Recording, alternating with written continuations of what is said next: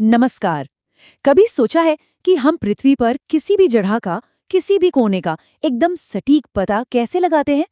तो आज हम उसी शानदार सिस्टम को समझने वाले हैं, जो हमारी ग्लोबल एड्रेस बुक की रीढ़ की हड्डी है। अच्छा, जब भी हम अपना स्मार्टफोन यूज़ करते हैं या कार में जीपीएस लगाते हैं, तो वो ठीक-ठीक कैसे बता देता है कि हम कहाँ हैं? देखिए, इस सब की कहानी ना इस ग्लोब जैसे एक बहुत ही सिंपल आइडिया से शुरू होती है। चलिए, इस पहेली को सुलझाते हैं।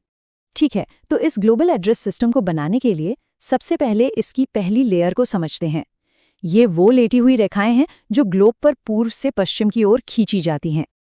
अब देखिए, कोई भी सिस्टम बनाने के लिए हमें एक स्टार्टिंग पॉइंट, एक रेफरेंस पॉइंट तो चाहिए, है ना? हमारी पृथ्वी के लिए वो स्टार्टिंग पॉइंट है विषुवत वृत्त, जिसे हम इक्वेटर भी कहते हैं। ये बस एक कल्पना की हुई लाइन है जो पृथ्वी को ठीक बीच से दो बराबर हिस्सों में काट देती है। तो जैसा कि हम यहाँ देख सकते हैं, इसी इक्वेटर के पैरेलल यानी समानांतर उत्तर और दक्षिण दोनों तरफ पूरे ग्लोब पर सर्कल्स बनाए गए हैं। इन्हीं को हम कहते हैं पैरेलल्स ऑफ लैटिट्यूड या अक्षांश की समानांतर रेखाएं। तो इसको समझने के नियम बहुत ही सीधे हैं। हम इक्वेटर से किसी भी जगह की दूरी को डिग्री में नापते हैं। इक्वेटर को हम मानते हैं 0 डिग्री। अब जैसे जैसे हम उत्तर की तरफ जाएंगे, ये डिग्री बढ़ती जाएगी और बिल्कुल नॉर्थ पोल पर जाकर 90 डिग्री नॉर्थ हो जाएगी। और ठीक इसी तरह जब हम दक्षिण की तरफ जाएंगे तो साउथ पोल पर ये 90 डिग्री साउथ पहुंच जाएगी। लेकिन यहाँ एक बहुत जरूरी बात है। भारत में चंद्रपुर और ब्राजील में बेलो होरिजोंटे, ये दोनों शहर 20 डिग्री अक्षांश पर हैं। फर्क ये है कि एक 20 डिग्री उत्तर में है और दूसरा 20 डिग्री दक्षिण में। इसीलिए सिर्फ नंबर बता देना काफी नहीं होता। ये बताना कि वो जगह उत्तर में है या दक्षिण में, ये बेहद जरूरी है। चलिए, अब इस कहानी के अगले हिस्से पर चलते हैं। सिर्फ ये जान लेना कि कोई जगह उत्तर में है या दक्षिण में है, ये तो अधूरी जानकारी हुई। हमें पते का दूसरा हिस्सा भी तो चाहिए। तो सवाल ये उठता है कि अगर दो अलग-अलग शहर एक ही लेटी हुई लाइन पर हो सकते हैं, तो उनमें फर्क कैसे किया जाए? उन्हें एक दूसरे से अलग कैसे पहचाना जाए? इसको एक और उदाहरण से समझते हैं। प्रशांत महासागर में टोंगा आइलैंड्स और हिंद महासागर में मॉरिशस, ये दोनों ही 20 डिग्री दक्षिण अक्षांश पर हैं। मतलब साफ है, हमें अब भी ईस्ट वेस्ट वाली जानकारी की जरूरत है। तो इस मुश्किल का हल है एक और स्टार्टिंग लाइन, लेकिन इस बार ये लाइन उत्तर से दक्षिण की ओर जाती है। इसे कहते हैं प्रमुख याम्योत्तर या प्राइम मेरिडियन।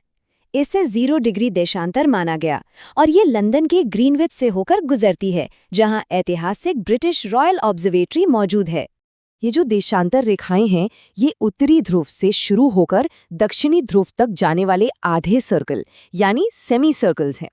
इन्हीं को मरीडियंस ऑफ लॉन्जिट्यूड या देशांतर के याम्योत्तर भी कहते हैं। तो देशांतर को नापने का सिस्टम भी बहुत सिंपल है। ग्रीनविच पर 0 डिग्री से शुरू करके हम 180 डिग्री पूर्व की तरफ गिनते हैं और 180 डिग्री पश्चिम की तरफ, और ये रेखाएं मिलकर पृथ्वी को पूर्वी और पश्चिमी गोलार्ध में बांट देती हैं। तो अब आता है वो जादुई पल, जब ये दोनों अलग अलग सिस्टम एक साथ मिलते हैं और कुछ बहुत ही शानदार बनाते हैं। तो अब हमारे पास पहेली के दोनों टुकड़े हैं। एक तरफ पूर्व से पश्चिम जाने वाली लेटी हुई अक्षांश रेखाएं और दूसरी तरफ उत्तर से दक्षिण जाने वाली खड़ी देशांतर रेखाएं।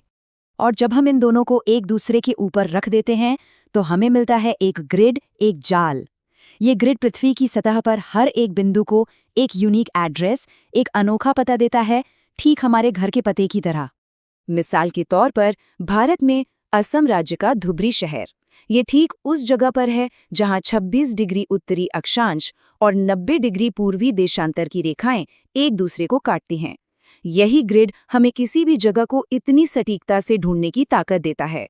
लेकिन रुकिए, ये ग्रिड सिर्फ जगहों का पता लगाने के लिए नहीं है। इसका एक और बहुत ही जरूरी काम है जो हमारी रोज की जिंदगी से जुड़ा है, और वो है समय तय करना।